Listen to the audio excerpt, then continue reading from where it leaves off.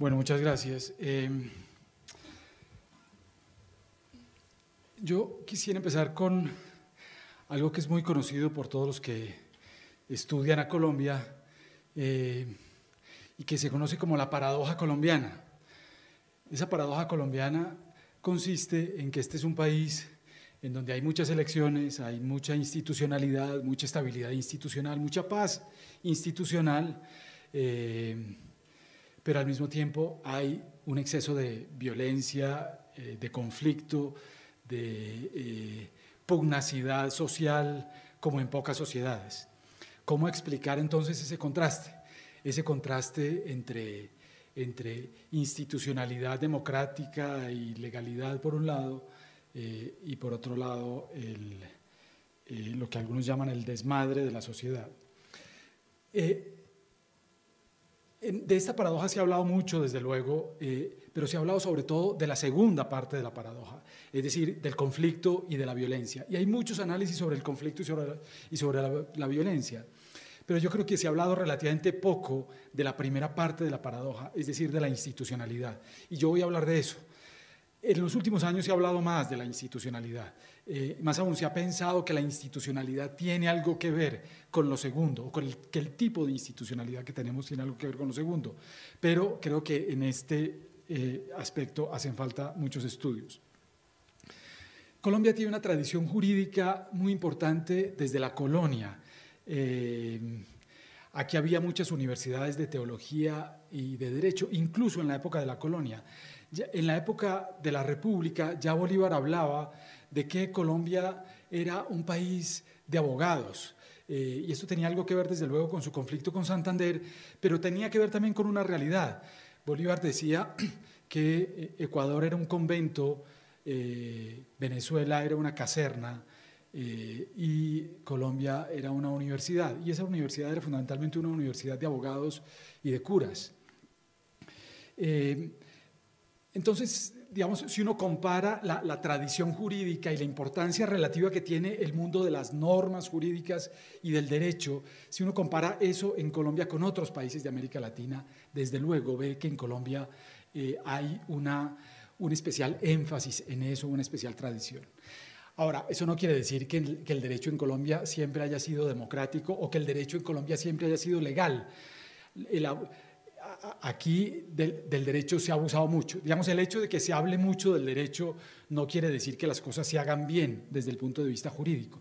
Hay dos instituciones particularmente relevantes en la historia del derecho, la historia social del derecho en Colombia, que son, por un lado, la eficacia simbólica, que existía en otros países del mundo, pero que en Colombia fue particularmente fuerte, es decir, la idea de publicar textos progresistas con la intención simplemente de obtener los beneficios retóricos de la promulgación, es decir, la legitimación que de ellos se desprende, y no afrontar las implicaciones de los textos progresistas que se promulgan, por un lado, y por otro lado, la excepción constitucional y la excepción legal, y lo más característico de esto es el estado de sitio, de lo cual hablaré un poco más tarde. Entonces, lo que voy a hacer en mi presentación, bueno, quería agregar que esto tiene mucho que ver con el tema de la justicia, y con la importancia relativa que la justicia tiene en Colombia, y es de eso fundamentalmente de lo que voy a hablar, del peso relativo de la justicia en Colombia. Hay una expresión célebre de Madison según la cual la justicia es la más débil de las ramas del poder público. Pues bien, yo creo que Colombia puede ser una excepción a esa afirmación. Y voy a tratar de mostrar por qué. Voy entonces, en un primer punto, a mostrar algunas manifestaciones de esta relevancia de la justicia y del derecho en Colombia.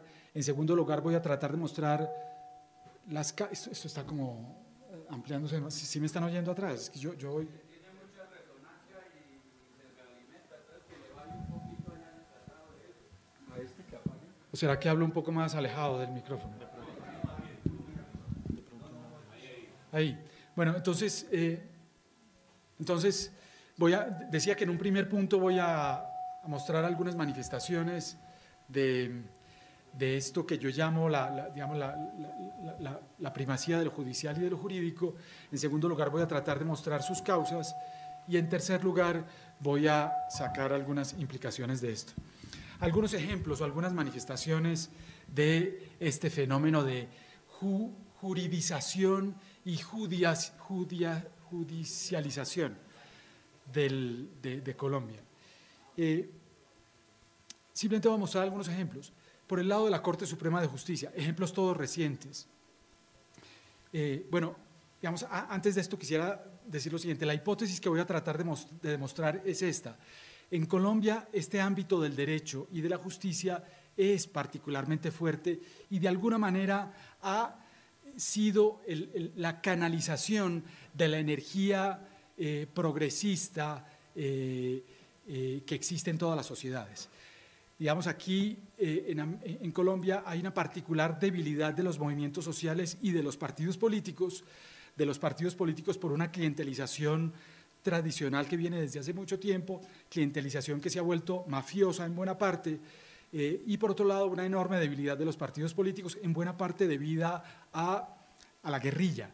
Yo creo que la guerrilla ha debilitado sustancialmente a los movimientos sociales y particularmente a la izquierda, y esas frustraciones políticas dentro de la vía natural de expresión que son los partidos políticos y los movimientos sociales de la izquierda han encontrado alguna canalización en la justicia y en el derecho.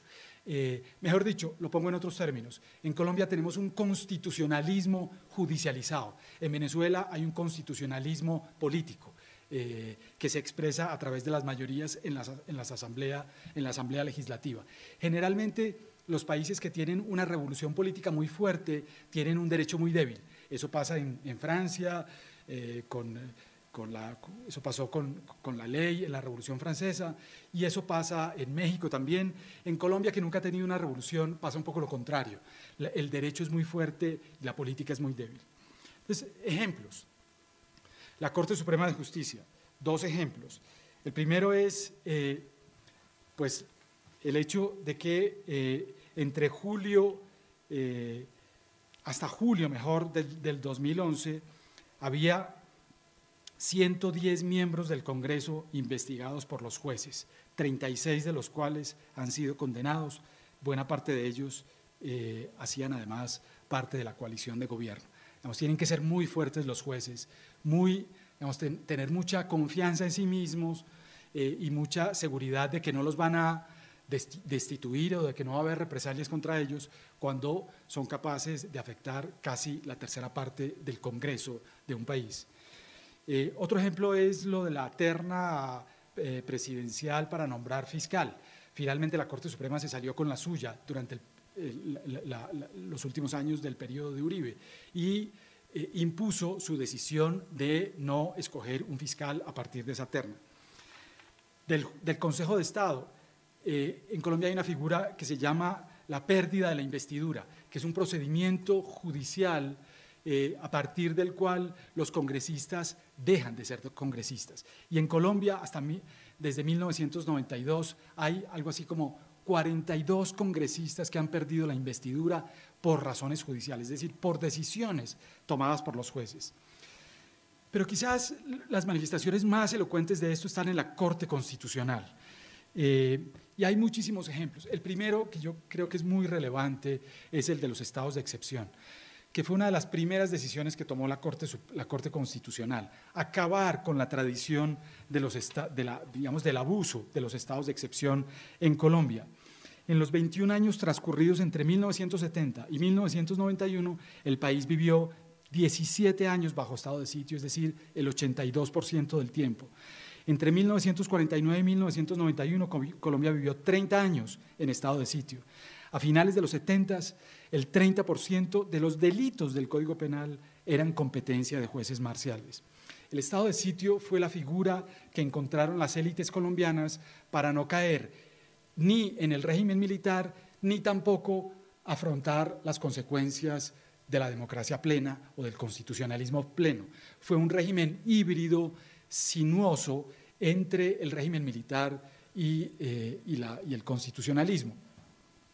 Ese régimen fue, creo yo, muy perjudicial para los movimientos sociales, porque el régimen, y sobre todo para los movimientos sociales que tradicionalmente han luchado a través del derecho, porque porque digamos, en el estado de sitio era evidente que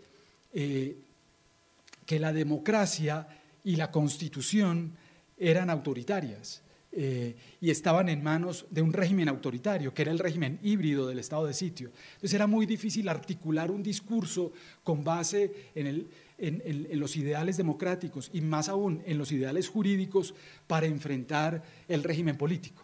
Digamos, lo más natural era enfrentar un discurso radical, antidemocrático, porque la democracia constitucional era una democracia constitucional muy parecida al régimen militar. Entonces eso, digamos, eso deslegitimó las luchas jurídicas en los movimientos sociales. La Corte Constitucional, y esta, repito, fue una de las primeras decisiones que tomó la decisión de crear una especie de estatuto, una especie de código muy estricto que restringió radicalmente la posibilidad de decretar estados de excepción, a tal punto de que yo creo que ese estatuto no existe en ninguna otra parte del mundo. Claro, en ninguna otra parte del mundo, en muy pocas otras partes del mundo, el estado de sitio era un estado que no era excepcional, sino que era normal. Pues aquí hay un estado súper restrictivo que casi que prohíbe la promulgación de los estados de excepción. Pongo otros ejemplos. El derecho a la salud. En pocos países del mundo, y repito, son muy pocos, India tal vez, Sudáfrica en algunos casos, Hungría en algunos casos, los jueces pueden afectar el presupuesto drásticamente para proteger derechos sociales. Los jueces tienen la capacidad, que es además un principio que viola la tradición del constitucionalismo, según la cual los impuestos solamente pueden ser decretados por órganos elegidos popularmente. Pues no, en Colombia los jueces afectan los presupuestos para proteger derechos sociales. Una jurisprudencia súper progresista que en muy pocas partes del mundo, desde luego no en los países desarrollados, existe. La jurisprudencia sobre el desplazamiento, una jurisprudencia que le impone una política pública a los gobiernos para enfrentar el tema de los desplazados. En la Corte Constitucional hay una cosa que se llama el estado de cosas inconstitucionales, que es una figura innovadora totalmente en la jurisprudencia mundial, que le impone a los estados emprender ciertas políticas públicas basadas en la protección de derechos para proteger a ciertas personas, por ejemplo a presos, por ejemplo a desplazados, etc. El tema de la reelección, es un tema, digamos, desde el punto de vista del derecho comparado, sorprendente. La Corte Constitucional, en un periodo en el cual el presidente, en este caso el presidente Uribe, tenía una favorabilidad política del 70 o 75%, la Corte Constitucional se opuso y acabó con las aspiraciones del presidente de reelegirse. Es cierto que en la primera ocasión no pudo frustrar esa posibilidad, pero lo hizo, por lo menos en la segunda, y eso en un contexto político como el que existía en ese momento y con con un talante y una actitud autoritaria como la del presidente Uribe, no era nada, ni mucho menos fácil. Otros temas, la jurisdicción indígena, los homosexuales, las pensiones, etcétera, etcétera. En todas partes de América Latina, cuando los constitucionalistas van a explicar la jurisprudencia de la Corte Constitucional colombiana, se quedan sorprendidos y muy sorprendidos por el avance de la jurisprudencia colombiana, que no solamente es famosa en América Latina, sino también en África, en la India, etcétera. Ahora, bueno, hay otras razones, digamos, de la importancia de esto. En Colombia hay una carrera judicial muy fuerte, muy meritocrática. Hay algunas acciones judiciales muy importantes, como las acciones populares y las acciones cumplimientos y otras cosas que voy a dejar de lado porque no tengo tiempo. Voy a entrar en el tema de las causas.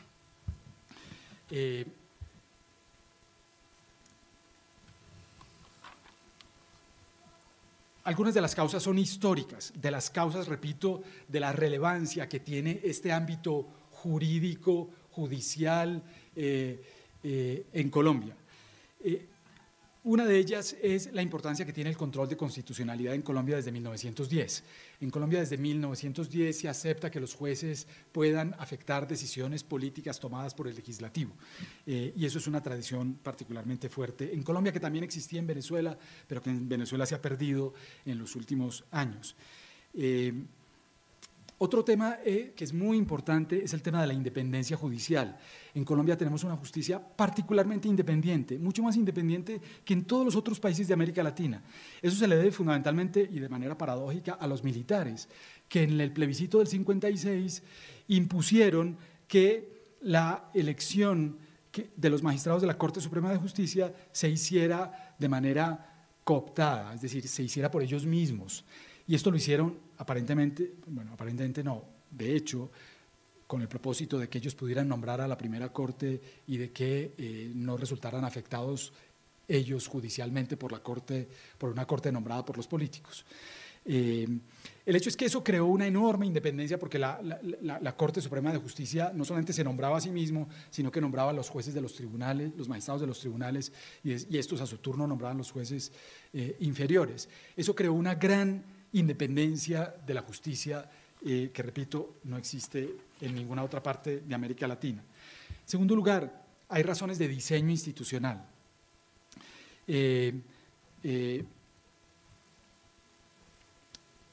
Una de ellas es la facilidad de algunas acciones judiciales. La primera de ellas es la acción de inconstitucionalidad, que es sumamente fácil. Cualquier persona, con el simple hecho de ser ciudadano, puede ir ante los jueces para solicitar que una ley sea declarada inconstitucional. Es un procedimiento muy simple. El procedimiento de la tutela es casi que excesivamente simple. Los jueces deciden en 10 días, no se necesita abogado y cualquier persona puede acudir ante un juez para solicitar la protección de un derecho fundamental. En fin, hay otra serie de procedimientos que son relativamente sencillos. Esto hace que, como los procedimientos son tan sencillos, el activismo de los jueces es particularmente fuerte porque les llegan muchísimos casos y casos además que propician ese activismo.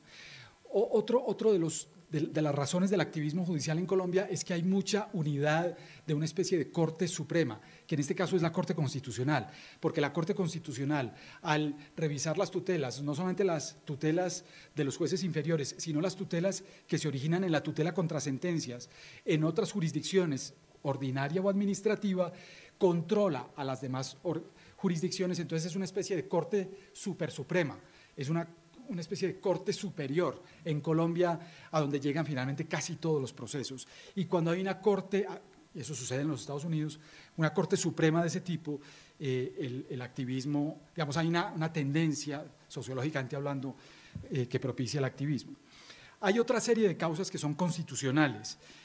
La Constitución del 91 fue el producto de una asamblea constituyente particularmente generosa, particularmente amplia y democrática, donde había mucho pluralismo. Digamos, si uno revisa las asambleas constituyentes colombianas, la del 91 es quizás la más democrática de todas.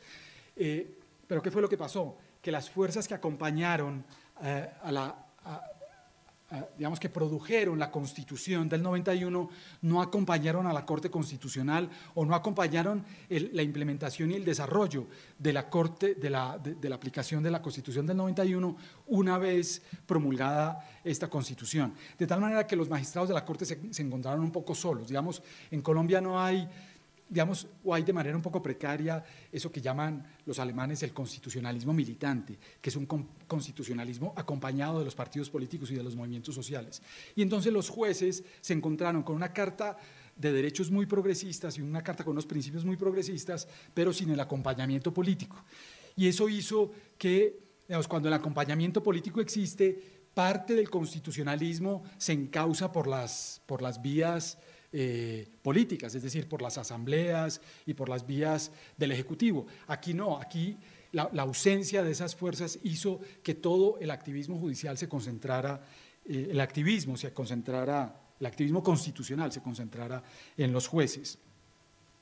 Entonces, digamos, la Corte Constitucional poco a poco terminó autorrepresentándose como la entidad encargada, más incluso que el legislativo o que el ejecutivo, como la autoridad encargada de hacer aplicar la Carta de Derechos y los principios del derecho, porque el ejecutivo tampoco lo hacía, más aún en muchas ocasiones el ejecutivo parecía contrario, sobre todo en materia de derechos sociales, y sobre todo debido a la implementación de algunas políticas neoliberales. Entonces los jueces y los jueces constitucionales y pues sobre todo la primera corte se autorrepresentó de esa manera. Otro grupo de causas son las causas políticas, que tienen que ver con algo que ya mencioné, y es la enorme debilidad que en Colombia existe, comparada con otros países de América Latina, de los movimientos sociales y de los partidos políticos.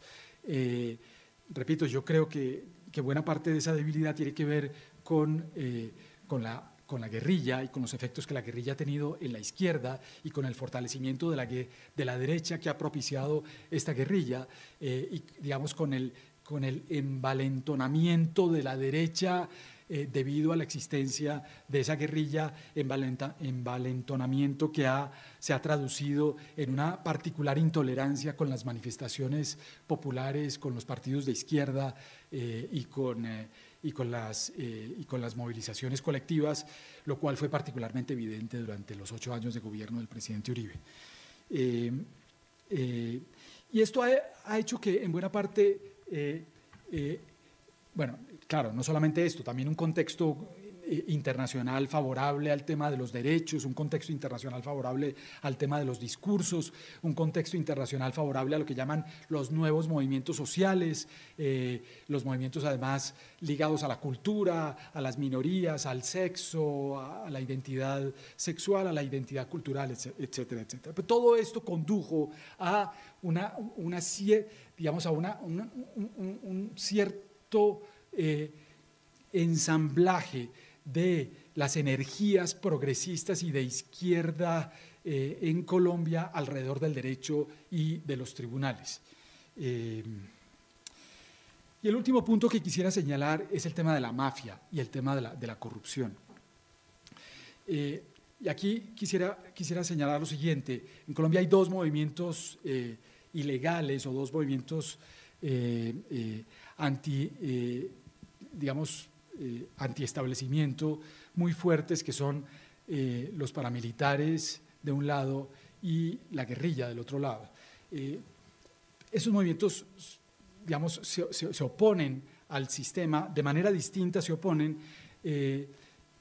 mientras que la guerrilla es un movimiento antisistémico que está localizado en una parte del territorio y digamos la herramienta que el Estado debe utilizar para atacarla es fundamentalmente el ejército. Los paramilitares, y aquí quiero hablar, más que de los paramilitares, quiero hablar de la mafia y del narcotráfico.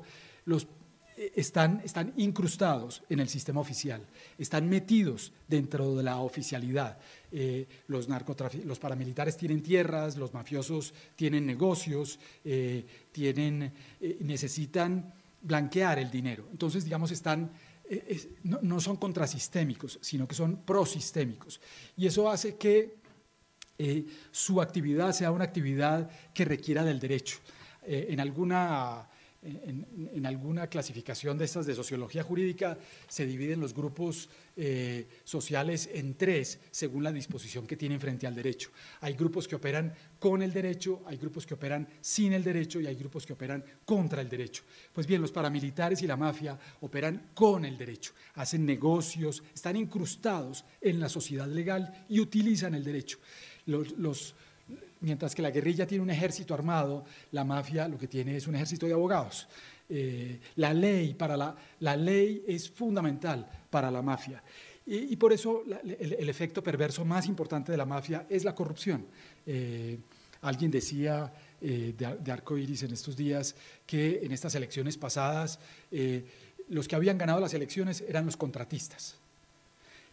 Claro, que nada de eso había cambiado, que siempre en este país los que han ganado las elecciones son los contratistas. Lo que ha cambiado son los contratistas, es decir, que ya no son los mismos. Los contratistas ahora son en buena parte mafiosos. Eso es lo que ha cambiado.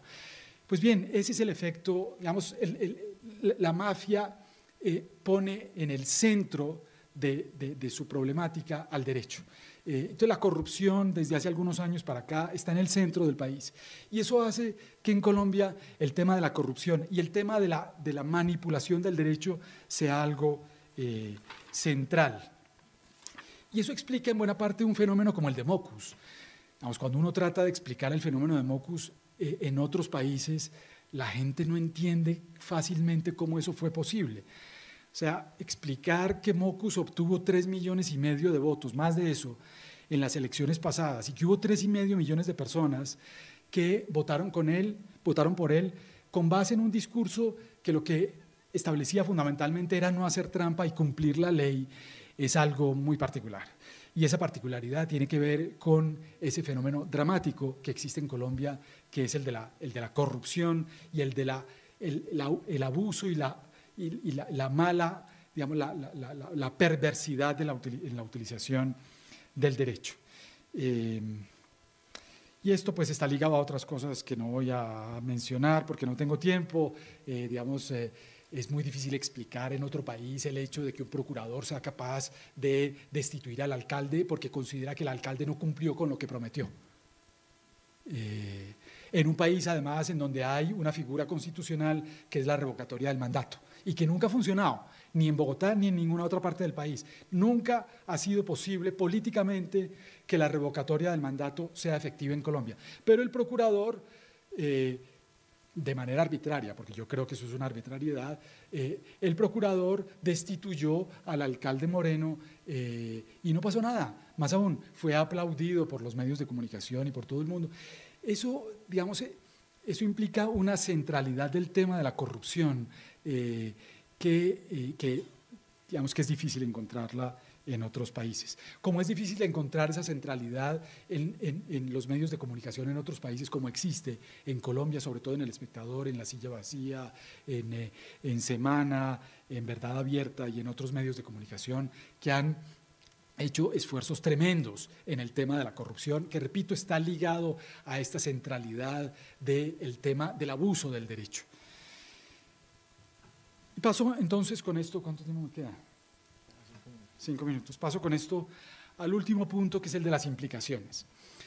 Digamos, lo primero es que el tema de los derechos y el tema de la justicia tiene una centralidad ahora en Colombia que digamos que es difícil encontrar en otros países. Digamos, en los Estados Unidos los jueces también son muy centrales, pero nunca hay el activismo judicial, sobre todo en materia de derechos sociales y en materia política, que hay en Colombia. Entonces, digamos, hay una centralidad muy fuerte. Para eso quiero dar simplemente un ejemplo. En la Constitución de 1886 era tan poco visible la Carta de Derechos, que era el título tercero de esa Constitución, era tan poco visible que se decidió que ese título tercero se imprimiera dentro del Código Civil para que la gente lo leyera, porque si no nadie lo leía. Y las constituciones eran, como decía Hernando Valencia, cartas de batalla que servían más para efectos simbólicos y de entendimiento simbólico entre belicosos que otra cosa. Pues hoy el tema de los derechos es un tema central. Ahora paso a otro, es la primera implicación que quería mencionar. La segunda es la siguiente. Este tema de la centralidad de los jueces no es ni mucho menos el paraíso. Digamos, esto tiene costos y costos muy complicados. Digamos, aquí hay un fenómeno de judicialización de la política que puede tener efectos muy beneficiosos en Colombia, sobre todo cuando uno ve que los políticos son unos criminales, pero esto tiene a su turno un efecto de politización de la justicia que es muy peligroso. La gran autonomía del sistema judicial, que, repito, está ligada fundamentalmente al tema de la cooptación y que, repito, paradójicamente fue algo propiciado por los militares en el plebiscito del 57, pues esta autonomía tiene un costo también, digamos, digno de estudiar y de criticar. la autonomía lo que crea es un clientelismo judicial muy peligroso. Y ese clientelismo judicial se manifiesta en una falta de transparencia de los jueces frente a las demandas de la población, se manifiesta en fenómenos como el fenómeno reciente frente a la reforma a la justicia, en donde hay una especie de espíritu de cuerpo en defensa de los magistrados del Consejo Superior de la Judicatura que son indefensables. Vamos, defender la sala administrativa del Consejo Superior de la Judicatura es tener mucha caradura. Y sin embargo los jueces se unen un poco a partir de ese espíritu de cuerpo para defenderse entre ellos.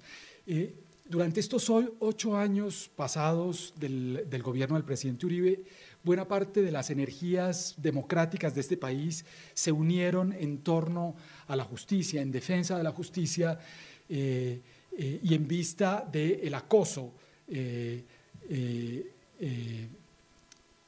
acoso que, digamos, al cual estaba sometida por parte del Ejecutivo. El presidente Uribe hizo todo lo posible por desarticular la justicia, por reformar la justicia, por intervenir la justicia, por modificar la justicia y por neutralizar la justicia. Y buena parte de esos intentos fracasaron.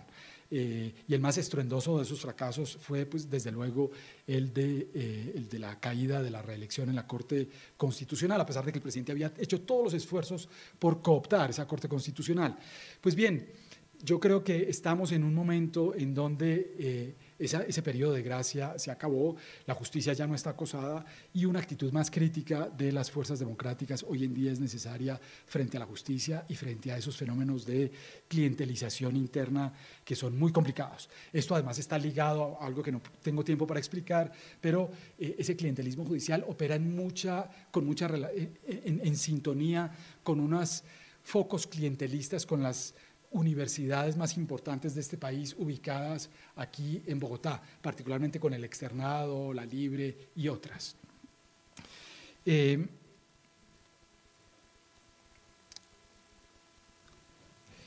Esto además tiene una tercera implicación que es muy grave y es un cierto debilitamiento de las fuerzas políticas y de los movimientos sociales. Y este es un debate que en los Estados Unidos se ha dado desde hace muchísimos años con el Civil Rights Movement, el movimiento de los derechos civiles en los Estados Unidos, entre una parte, digamos, de la izquierda jurídica. Esa parte de la izquierda jurídica siempre estuvo dividida en dos bandos. Un bando que dijo los movimientos sociales no deberían luchar a través del derecho porque eso los debilita, eso los atomiza, eso los desarticula y eso les quita fuerza. Y otra parte de ese movimiento de abogados de izquierda o de juristas de izquierda, sobre todo liderados por las feministas y por el movimiento negro, lo que dijeron es, no, esas luchas a través del derecho nos fortalecen, en fin. Esa polémica existe en Colombia. ¿Hasta qué punto? Y es algo que tenemos todos que preguntarnos y sobre lo cual hace falta mucha más investigación.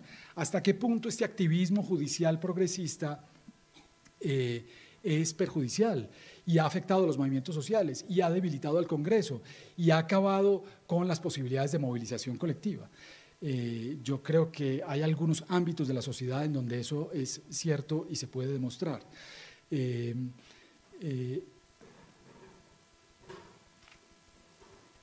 Y por último, otra de las implicaciones de esto es digamos, el costo que esto tiene en términos de tensiones al interior del Estado, no solamente entre las ramas del poder público, no solamente entre el Ejecutivo y el Judicial, entre el Judicial y el Legislativo, no solamente entre las ramas políticas y la rama judicial, costos que a veces producen ineficiencia y a veces producen retardo en las decisiones del Estado y en la protección de los derechos, sino costos que muchas veces se manifiestan en el mundo académico y en el mundo de la tecnocracia.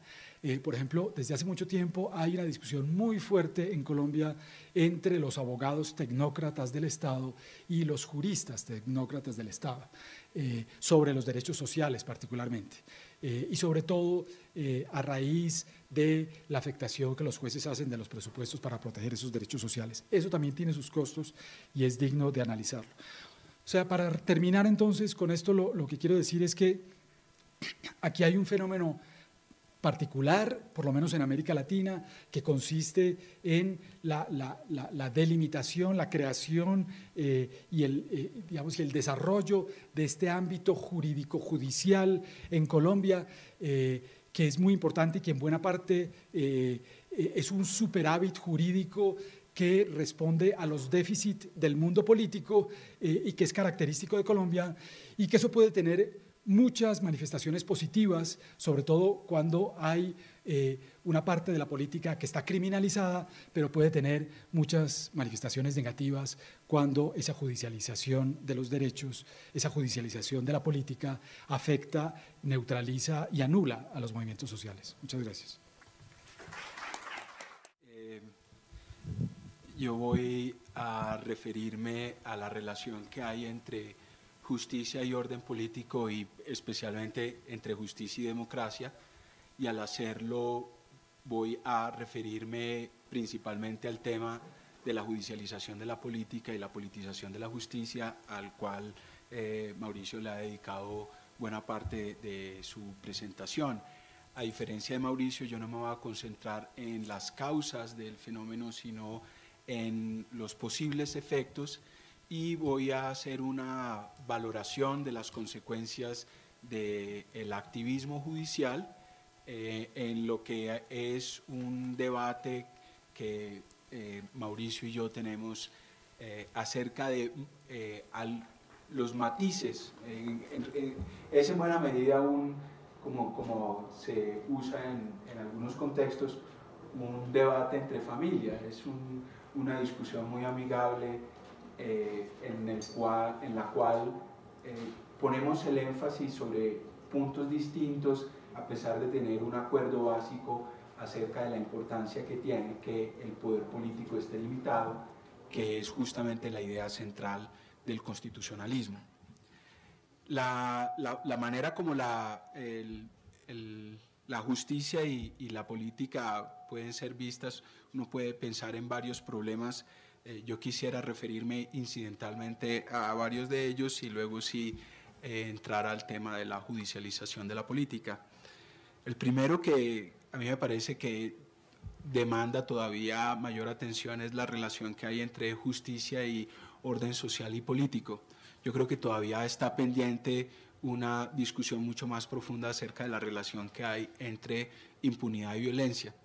La opinión más aceptada es la de que la impunidad genera violencia, y sin embargo uno puede plantearse la posibilidad o la hipótesis de que en contextos de mucha violencia la impunidad es muy alta, y en contextos en los cuales la violencia se reduce, la impunidad se reducirá de manera consiguiente.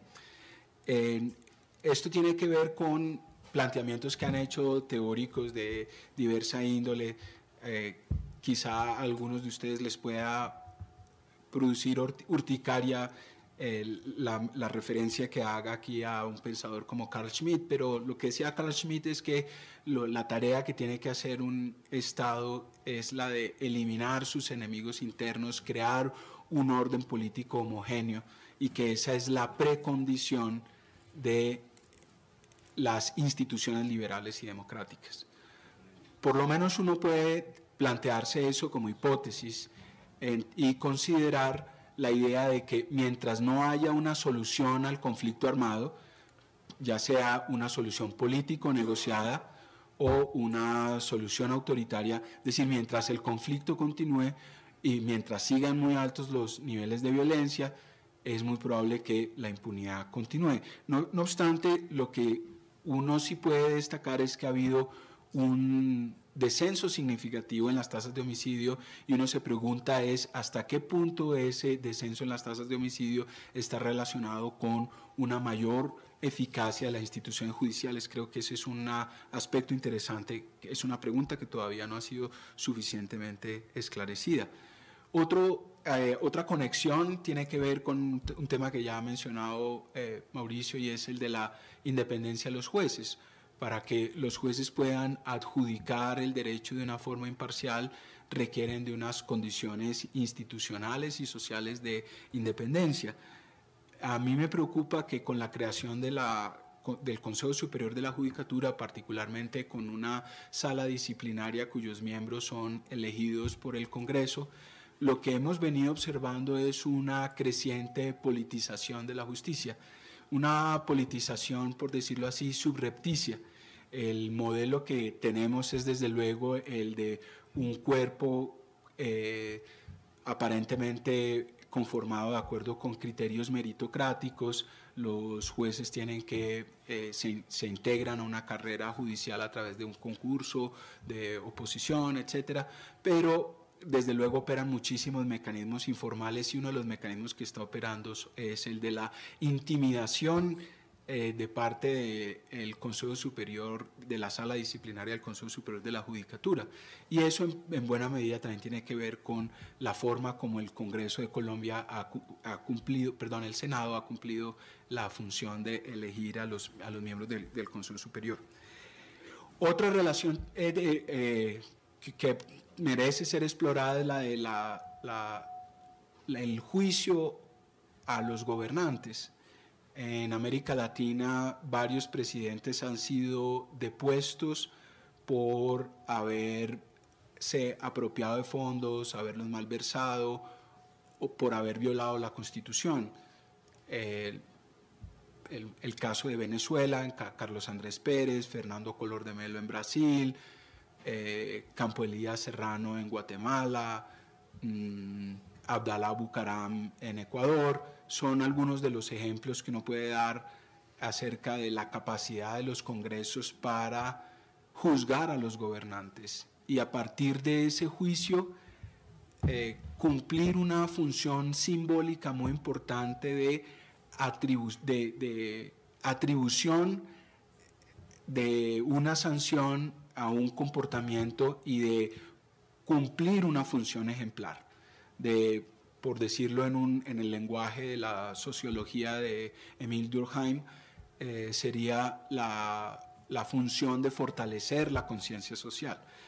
Es indudable que la manera como se desarrolló el juicio político al presidente Samper no contribuyó a ese fortalecimiento de la conciencia social, y todavía está por explorar las consecuencias que eso ha tenido en la cultura política colombiana. Desde luego, el aspecto quizá uno de los aspectos más interesantes acerca de la relación entre justicia y política tiene que ver con el control constitucional, en la medida en que se refiere al hecho de que se encargue a jueces, a magistrados, la función de controlar a otros órganos del poder, particularmente al Congreso y al Ejecutivo. Y pues eso nos remite a la consideración del efecto político que tienen las decisiones de ese órgano, en nuestro caso de la Corte Constitucional. Comenzaría por decir que yo creo que hay un consenso muy amplio acerca de la función positiva que cumplen los órganos de control constitucional en relación con el contenido democrático y con el contenido liberal de la Constitución, que nadie pondría en tela de juicio esa función positiva cuando las reglas de procedimiento que rigen la forma como se toman las decisiones en los órganos representativos son violadas. El órgano encargado de velar que se respeten esas normas es la Corte Constitucional. Justamente una de las razones por las cuales se cayó el proyecto de segunda reelección tenía que ver con la violación a esas reglas procedimentales. La democracia, en una definición mínima, es fundamentalmente un procedimiento, es un conjunto de reglas de juego. La principal regla de juego es la regla de la mayoría, pero esa no es la única regla. Entonces, la idea del control constitucional desde un punto de vista muy mínimo, el punto de vista del contenido democrático de la Constitución, tiene que ver con la exigibilidad de las reglas de procedimiento. Sobre eso yo creo que no hay mucha discusión, que hay una valoración positiva, como la hay acerca de, y eso a lo que se ha referido también Mauricio, a la función positiva que ha cumplido en relación con el uso de los poderes de excepción por parte del presidente. Hay también consenso en relación a la función positiva que cumple los órganos de control constitucional en relación con la protección de los derechos de las minorías, porque en general se considera que esos derechos, si esos derechos son puestos en el ámbito de la discusión democrática, es muy fácil que una mayoría cambiante quiera perpetuarse en el poder mediante la modificación de las reglas de juego y que por la vía de esa modificación termine restringiendo los derechos de las minorías. Entonces se considera importante que que los derechos de las minorías estén preservados por un órgano independiente. Yo creo que sobre eso también hay consenso. Lo que hay mucho menos consenso tiene que ver es con el que se le encargue a un órgano de control constitucional la exigibilidad judicial de los derechos económicos, sociales y culturales. Entonces yo quisiera dejar planteado ahí el problema porque realmente eso hace parte de una discusión muy interesante que tiene muchísimas aristas y que desde luego no podemos agotar acá. En relación al efecto que ha tenido la judicialización de la política, en particular el activismo de la Corte Constitucional en la democracia, yo quisiera mencionar 5 fenómenos. Y 5 fenómenos que nos dan un cuadro bastante gris o un cuadro de muchos claroscuros, en el sentido de que hay muchos elementos positivos, pero también hay elementos negativos. Como crítico del activismo judicial, yo me voy a concentrar, sin embargo, en la enunciación de los elementos que a mí me parecen negativos. En primer lugar, uno puede decir que la Corte, con todo su activismo, incluido el activismo en relación a los derechos económicos, sociales y culturales, está cumpliendo una tarea fundamental en el sentido de sentar las bases del ejercicio de la ciudadanía. En el análisis de la transición de regímenes autoritarios a regímenes democráticos, un estudio muy interesante, el de Margaret Summers, acerca del efecto de las decisiones de los jueces en muchos de los condados de Inglaterra, que permitieron que el poder de los varones, condes, en general de la nobleza, se viera limitado y que a partir de ahí se generara o se gestara un reservorio de energías democráticas. E indudablemente cuando los ciudadanos cuentan con mecanismos de protección de sus derechos, cuando tienen la posibilidad de ejercer esos derechos y demandar responsabilidades a los agentes oficiales, lo que se está produciendo es un fenómeno de descentralización o de desconcentración del poder. Los derechos individuales son poderes radicados en la cabeza de los individuos. Entonces, cada vez que la Corte protege los derechos individuales, lo que está haciendo es empoderando a los ciudadanos y por lo tanto proporcionándoles los medios con los cuales se pueda ampliar la democracia. No obstante, hay otros efectos. Indudablemente las decisiones de la Corte han sido muy positivas en lo que tiene que ver con la protección de los derechos de las minorías, o con lo que yo englobaría dentro del efecto de las decisiones de la Corte en relación con la tolerancia personal, al crear un ámbito de inmunidad que protege las preferencias individuales.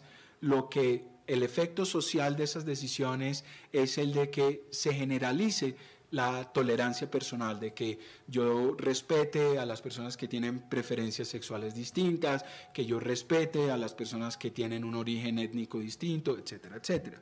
La pregunta que uno puede hacerse es si puede haber tolerancia personal sin tolerancia política.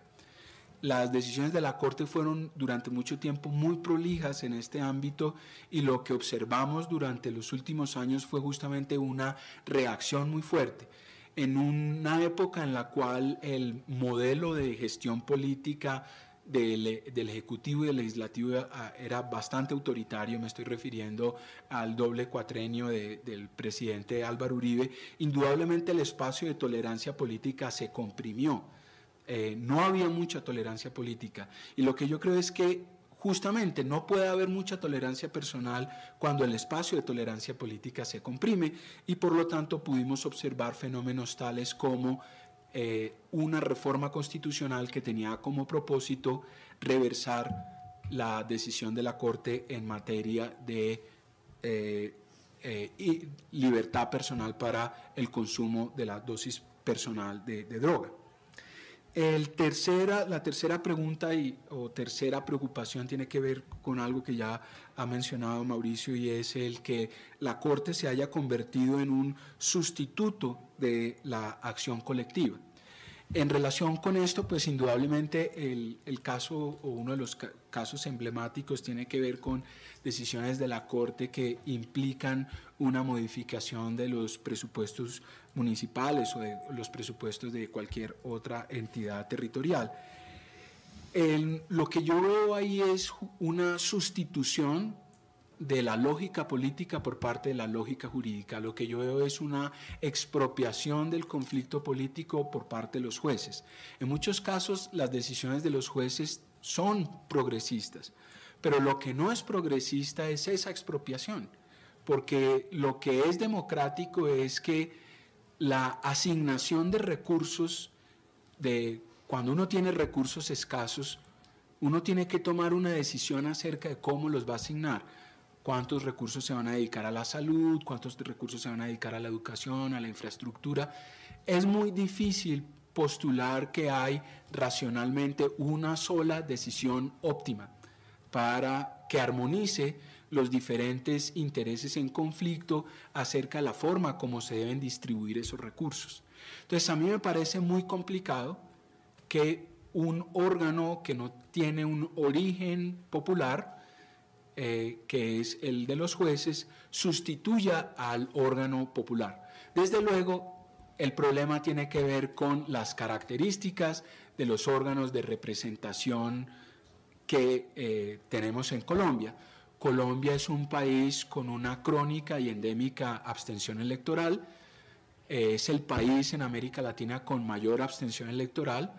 Es un país que ha tenido por largo tiempo un diseño institucional de sus mecanismos de representación política bastante ineficiente, bastante distorsionado. Eso se refleja en el extraordinario número de listas que proliferaron con las reglas de la Constitución del 91 hasta la reforma del 2003, con el grado de desproporcionalidad del sistema electoral, con el fenómeno del desperdicio del voto, por mencionar a algunos, fenómeno que dio lugar, por ejemplo, al hecho de que en el año, entre 1991 y 2006, la representatividad del Senado colombiano fuera mínima. Al tomar en cuenta el fenómeno de abstención electoral y de desperdicio del voto, la proporción de ciudadanos que tenían representación en el Senado de Colombia no superaba el 27%. Entonces eso nos da cuenta justamente del déficit de representación política que explica en buena medida el activismo judicial, un activismo como sustituto de la acción colectiva. Entonces lo que yo creo es que hay que mejorar los mecanismos de representación política, que hay que invertir muchas energías en la comprensión de los fenómenos relativos a la manera como operan esas instituciones, a la forma como podría descentralizarse o desconcentrarse el poder, hacer más democrática la representación política, en vez de poner nuestras esperanzas en el activismo de la Corte Constitucional. Una cuarta preocupación tiene que ver con lo que a mí me parece que es una apropiación particularista de la idea de derechos ciudadanos, y es la concepción de los derechos fundamentalmente como privilegios personales. La Corte indudablemente, o las decisiones de la Corte indudablemente empoderan a las personas, empoderan a los ciudadanos, pero ese empoderamiento en una sociedad tan fragmentada como la colombiana a veces tiene el efecto de favorecer, de acentuar los fenómenos de particularismo. Entonces, eso se hace evidente, por ejemplo, en actos de desobediencia no civil, en los cuales la gente invoca sus derechos. Jorge Orlando Melo nos hacía referencia al hecho de que una de las transformaciones culturales más importantes que ha operado durante los últimos años tiene que ver con el hecho de que la gente hoy se considera portadora de derechos, pero a mí me preocupa es que y eso está por aclarar, es que las personas se conciban fundamentalmente es como portadoras de privilegios y que eso justifique los fenómenos de acción colectiva de desobediencia, que es desobediencia no civil, como los paros de los camioneros o estudiantes que bloquean las vías de Transmilenio para demandar una atención a sus derechos de educación y que lo hacen con un discurso de derechos. El quinto aspecto para considerar tiene que ver con la Corte como un jugador que determina la agenda política y no solamente como un jugador con un poder de veto. Esto se puede expresar de otro modo como la idea de la Corte como un agente que de una manera positiva determina el contenido de las políticas públicas. A este respecto, yo los invitaría a leer una entrada de mi blog Cosmopolitan, El Espectador, escrita a propósito de los 20 años de la Constitución del 91 y que ha suscitado una polémica con mi colega Mauricio. Una entrada que yo titulé la audacia de la esperanza o la esperanza hueca. Y la audacia de la esperanza tiene que ver con la fe o la apuesta en favor del constitucionalismo como una fuerza positiva de cambio social. Lo que yo creo que la idea de la esperanza hueca tiene que ver con una discusión a la cual ya hizo Mauricio, y es que en algunos sectores de esa izquierda legal en los Estados Unidos, particularmente el libro más influyente en este tema es el de Gerald Rosenberg, justamente La esperanza hueca. ¿Pueden las cortes dar lugar al cambio social? Lo que planteaba Rosenberg partía justamente de la frase de Madison a la cual hizo referencia Mauricio, y es que la Corte no controla ni la espada ni la bolsa, no controla ni el poder para ejecutar las decisiones judiciales, ni controla el presupuesto, y por tanto su incidencia es muy limitada. El ejemplo que yo daba en esa entrada era el caso de la política de salud. Las decisiones de la Corte han contribuido a un sinnúmero de tutelas durante un largo periodo de tiempo. Al menos una tercera parte de las tutelas presentadas en Colombia tenía que ver con tutelas en relación con la salud, acceso a la salud, acceso a los medicamentos, etcétera. Lo que operaba ahí era un mecanismo vicioso, y es que las entidades prestadoras de salud le daban atención preferente a las peticiones que estaban respaldadas por una acción de tutela respecto de las demás peticiones de los ciudadanos, con lo cual se generaba el círculo vicioso de que yo tenía que interponer una acción de tutela para lograr una protección de los derechos, y eso contribuía a una extraordinaria inflación del número de tutelas. El punto es que si las decisiones de la Corte Constitucional hubiesen sido lo suficientemente efectivas para modificar la política de salud durante ese tiempo, lo que deberíamos haber observado es una reducción en el número de tutelas y no un aumento.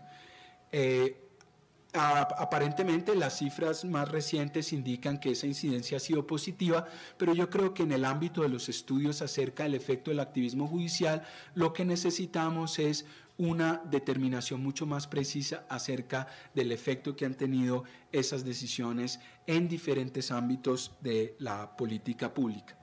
Para cerrar, entonces yo haría más bien es un llamado contra lo que considero es el fetichismo constitucional, contra la idea de que los cambios normativos, alguien no tiene una alarma por ahí,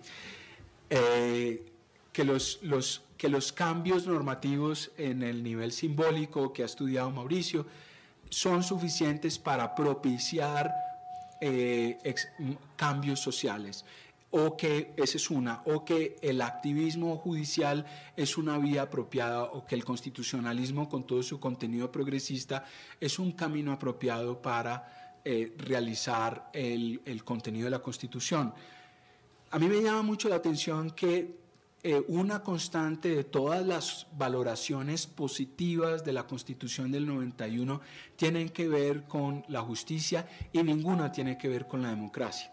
Si nosotros queremos tener una sociedad mucho más vibrante, mucho más fuerte, una sociedad con mayor capacidad para resolver sus conflictos, necesitamos una sociedad con ciudadanos mucho más empoderados, pero también con mayor capacidad de reconocer los derechos de los demás, de tener mayor tolerancia personal y política, y eso tiene que ver necesariamente con una revisión de los mecanismos, de la forma como funcionan los mecanismos de representación y participación política.